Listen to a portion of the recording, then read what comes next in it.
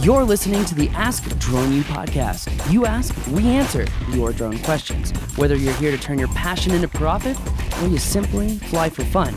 We're a community of learners and teachers who aspire to achieve greatness. We are Drone U. Good morning, friends, family, fellow droners. Welcome to another good little talking session at Ask Drone U. My name is Paul. Indeed, Paul, and my name is Rob. Hello, that's a nice intro. I like that. And you're listening to episode 631. As always, we're thrilled that you're with us, thrilled that you're spending some of your day with us on this podcast. Definitely, guys. And as you can tell, I'm back from a little vacation after the fly-in, feeling a little bit better, got some rest. It even took me like 2-3 days after I got back to really Indeed, it did. get back in the mix. And I'm still not 100%, but I'm sure I will be by the end of the week. So You're doing great. Definitely. All's well. We're here. we are here. It is a good day. Mics are on. Yeah, that's So- right. We should be talking about things, which today we're going to talk about thanks to the wonderful community here at Drone U. If you're not a member of Drone U and you want to elevate your experience, have you ever felt nervous when flying? Have you ever gone somewhere and you've been wondering, I'm not sure if I should do this, when you can and you should. And if you had the Drone Pilot Field Kit with you, you would know. Well, if you want to elevate your experience, if you want to gain confidence and you want to feel better about flying and you want to do more advanced movements and smoother shots so getting jobs is easier, then you're going to want to become a member of the Drone U community. It's the only community online where you get all of our classes for one low monthly rate. Think of it like Amazon Prime. Same concept. Check it out at thedroneu.com and check out just how many classes are on there, from aerial photography, practical, and the photography and the editing, to increasing your workflow. So if you actually are doing a lot of editing and you're like, I just don't know how to really scale this up, well, guess what? The information is there in our Lightroom automation class. So Drone U is a whole lot more than just learning how to fly and doing the basic things. You're going to learn how to master flight. So check out thedroneu.com. All right, Rob, today we're talking about something that was kind of a shocker. In fact, even when I wrote the Facebook post on Drone U's Facebook, it was like, really? Yeah. mean, I think everybody, I suppose there are people aren't surprised, but I was surprised. What are we talking about? Before we get too deep, we're talking about 3DR came out yesterday and said, we're working with DJI. Yeah. But all of a sudden, DJI is crickets. I haven't heard a thing from DJI. So Interesting. Yeah. Well, what's more interesting is that they're saying that 3DR, people who are familiar with 3DR and the open source nature of 3DR are going to be able to use 3DR's products with DJI drones. And frankly, Rob, the articles, the titles of the articles have been they range and they're quite entertaining. Let me read a couple to you. 3DR jumps on the DJI bandwagon. Why not? Hold on, there's more. That's all I would say about that. America's most promising drone startup just partnered with DJI. So that one's more of a positive one, which I kind of liked. I thought that was cool. Why not? Let me go back here. Okay, Google. Let's see. Drones can now run 3DR side scan software as old competitors. Quartz's is pretty rough. Yeah, Quartz is my favorite. America's top drone company couldn't beat China's DJI, so now they're partners. They just like honesty level 100. Well, yeah. So, typical, I guess, journalism or media, whatever you want to call it, they're going to spin it and try to get views right through the title. Well, I mean, let's be honest. So is 3DR. They're trying to spin it too. No, like, I did you understand. read what Chris Anderson wrote? It was like, what was that line you read? Well, and you know what? First of all, I just want to say there's a big part of me that's like, cool. I mean, well done, right? Why? Because literally, if you can't beat them, join them. I don't think that's a bad thing. But what he said that was, I don't know, humorous maybe, is Optimistic. perhaps inflated view. I don't know. Hype level 100. We were the American DJI. We went head to head with them in consumer. Now in the commercial era, we are partnering with them. I don't know. No. What happened is they overpromised and underdelivered. And in business, you can't do that. And I Right. know that's not their fault, that there were systemic issues at 3DR. And just for honesty's sake, I used to be sponsored by 3DR. I used to be a 3DR sponsored pilot. Oh man, we had such high hopes. Oh, the high We hopes were were all- through the we roof. were all in, on and board. people were like, "Wow, like I'm really like I love what you're saying, Paul." And then I would talk to people and be like, "Well, we're gonna probably take that show down because everything that they talked about doesn't exist. Now, So on the positive side, there are, for example, U.S. government, right? They've got to use something like 3DR. yeah. Can't use DJI. Their DHS and DoD is very familiar with the issues going on with DJI drones and the issues with sending material back and forth. Absolutely. Which we won't go into detail with. But by the way, that has actually, the whole data transmission thing has now been proven by two separate firms, one that's not public that we cannot talk about, and one that is public.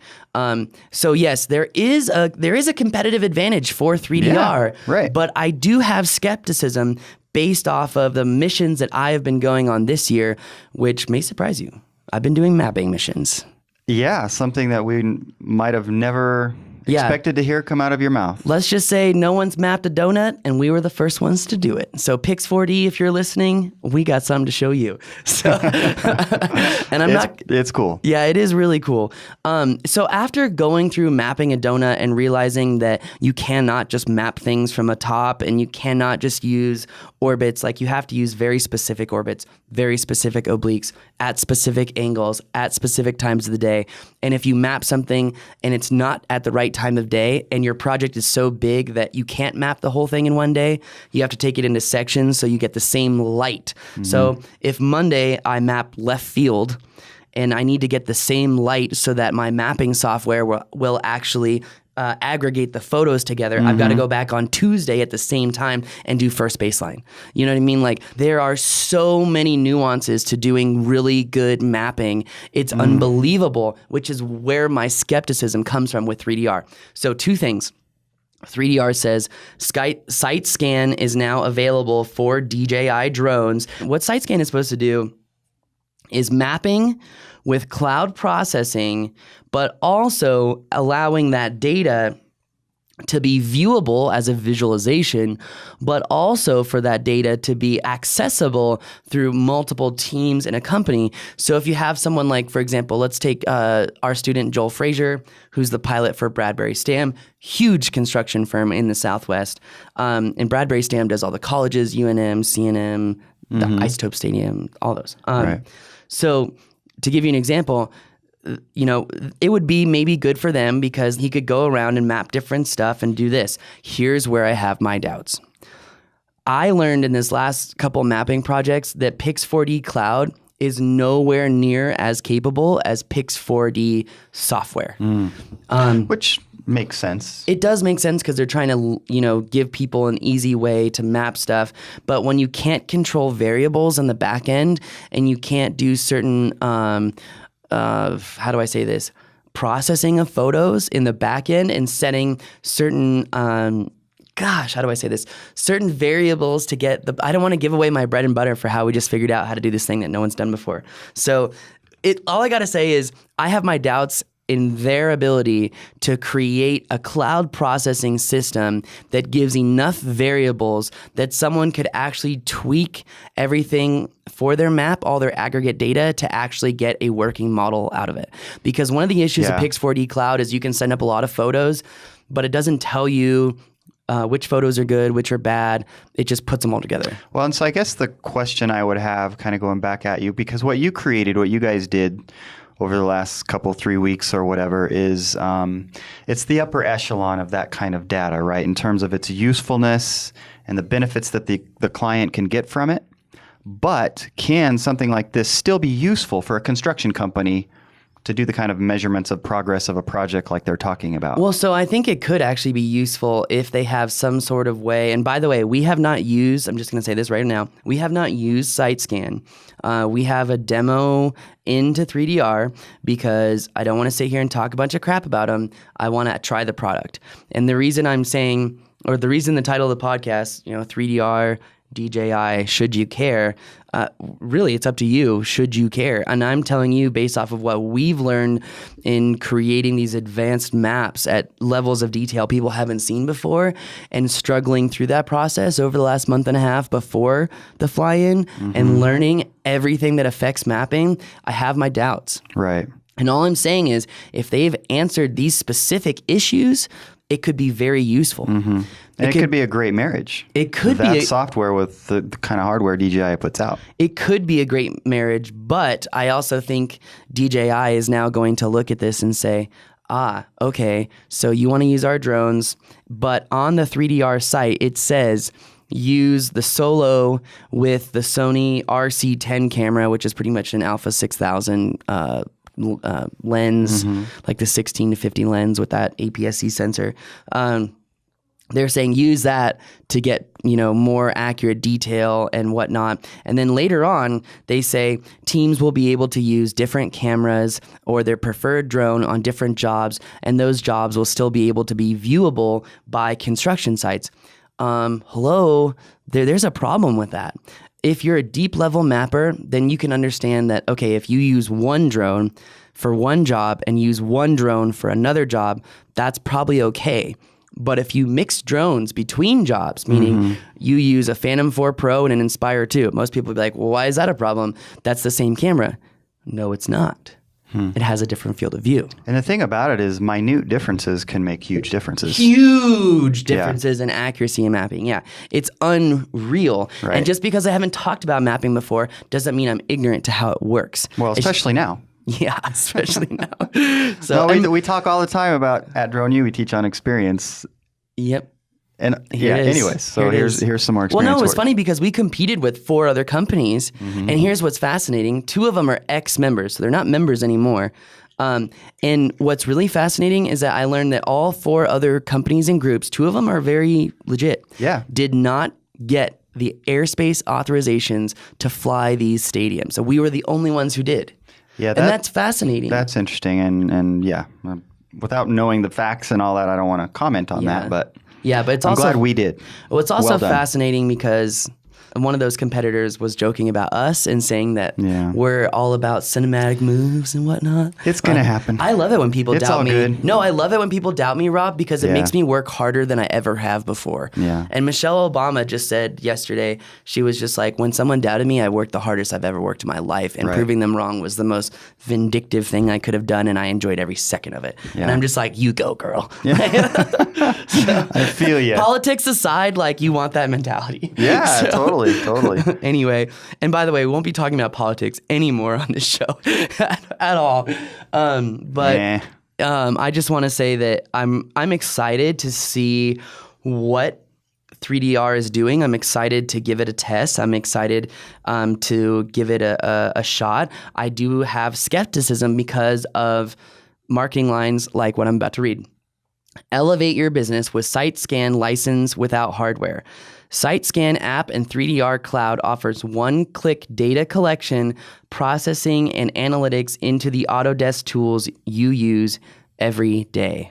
So the good news is 3DR's been a software company well before they started trying to get into drones, right? True, but I have a very high level of doubt that what they're saying right there is even plausible. Yeah. At least Well- based off of, which engine are they using to process photos? Because mostly everyone uses one of 2 of the same imaging systems, even though there's 40 different imaging systems to use.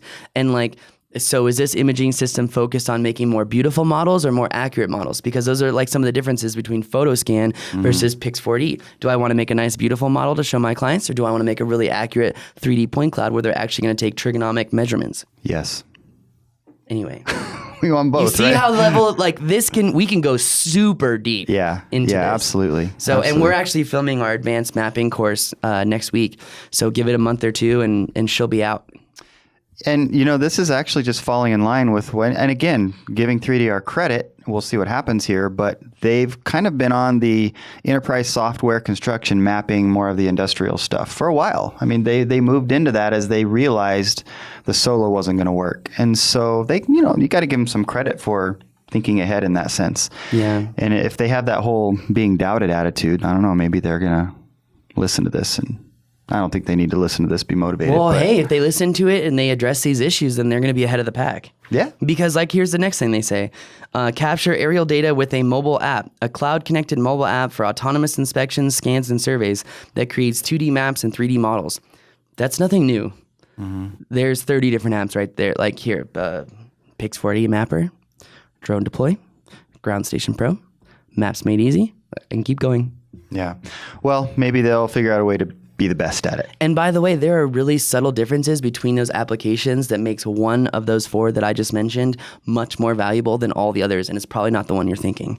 Because we did a systematic test of each and every one. Like, this has taken so many months. And Doug Lafarge, you're the man. I'm so happy he's going to be heading up our mapping division here at Drone well U. done. Wow. So we reached out to a lot of groups to do data processing, to say, we're trying to get this contract. We're testing a bunch of different people. And I'll say to you, the way that people acted, the way that people conducted themselves and their business shined through that. And it made decisions on figuring out who we wanted to work with very easy. Yeah, good. Very easy, There's a lesson in that for us, for anybody listening, right? In the way that you handle yourself in your business. Yes. Absolutely. Besides just the product being great. And I learned the hard way too much. So try to learn from us and not doing it the hard way. But I will say there's a very real mental connection when you learn something from experience versus in a book. In a book, it doesn't stick to the wall. In your mind, once you've learned the hard way and you've gone through the emotional pain, it's like, hey, don't forget about that. Hey, I'm poking Rob right now. Hey. So yeah, for sure. Absolutely. Yeah. Another thing that they say is publish and process aerial analytics in the 3DR cloud. Where I see this software having benefits is streamlining the workflow from processing to acquisition to visualization, because visualization is a big problem in mapping. If your client can't see the map, they don't understand the map. If you give someone a large piece of data and say, here, Rob. But if you give someone data and you say, here's data on your employees, how fast they work, how much work they get done, when they get done, when is their most productive peak time, and what time they come in the office versus how much they get done, you would know that I'm a late riser. And even though I can be here at 6:30 or 7, it doesn't mean I'm going to get the most amount of work done. Sure. Because I'm not really awake till like 9:30. So... So Depends on the day. Goes back to data-based decisions. If you know what the data can tell you, it's more valuable, and that perception is more valuable. Yeah, absolutely. Especially with the cost of some of this to these clients. And the cost of SiteScan is $500 per month. Yeah. Which is, I'm saying, like, okay, you guys are charging a premium. I want to get my hands on this thing and see if it's worth the premium. And I'm not gonna nix it. I'm not gonna open mind, see how it goes. We'll give them the benefit of the doubt, even though a lot of people will be like, that's very nice of you. So a question, I don't know if you know this, is SiteScan used on any other hardware? The 3DR Solo. That's it right now? That's all that I'm aware of. Okay. And the only people that I know flying solos, which, by the way, he was here at the fly-in. Yes, I didn't even get to talk to him. I saw him flying it solo. Brian, I wanted to talk to you so bad. Good. I have like a list of people that I have to call about certain things. In fact, I'm just going to go over that list really quick. Joe, we're going to talk about cell phone tower inspections. Keenan, we've got to talk about public safety. Doug's coming in. He already knows his thing. Vic knows where he's going. I have something different I think Vic should do. What's that? Which is roofing. Roofing? Because he's done so many of those darn inspections. I think he's definitely, he's got the look for roofing. He's got the look. I don't know what that means. I'm just giving Vic a hard time. He's done so many of those now. I think he's probably got them down. So we need to leverage that. Yeah, which was interesting because when we had Drone Base on the podcast, we were like, we'll talk about your roofing inspections, but we want to give people the most value. Yeah. And the most value is being able to do multiple roofing inspections. Show them how to do it right, do it efficiently. Create a workflow. And they're like, oh, well, we don't know if that's really possible. It's like, okay. And then they went around us and worked with Vic, who works for Drone U. And then they showed, you can do a bunch of them at once, but only if you live in Denver or Colorado Springs. Yeah, so they were still building out that program, and so I understand what their concerns were. But nonetheless, we've got Vic, who's done a lot of them, and so that's one more thing that we need to get done. True. And by the way, Drone Base fills a niche. For sure. That's all I'm gonna say. All right. Well, guys, let us know what you think about SiteScan, this partnership with DJI and 3DR. we're really interested, and I want to know what you think about mapping. Those mappers out there, I want to see your comments. And guys, if you're listening on iTunes or in the car, check over to YouTube. It's going to take a little bit longer as usual. You guys know that. But I would love to hear your comments on YouTube or leave us a review on iTunes, Stitcher, or wherever you download podcasts. But again, thank you to our wonderful community for just having the most epic fly-in ever. I can't wait to show you guys the footage of that. We still need to do teaser videos and like everything. It's just never ending. There's so much work to do out of that. I know. Good stuff coming though. It was amazing. Anyway, guys, thank you so much for supporting us, for supporting the show, and for supporting the drone industry as a whole. As always, thank you. My name is Paul. My name is Rob. This is Ask Drone U.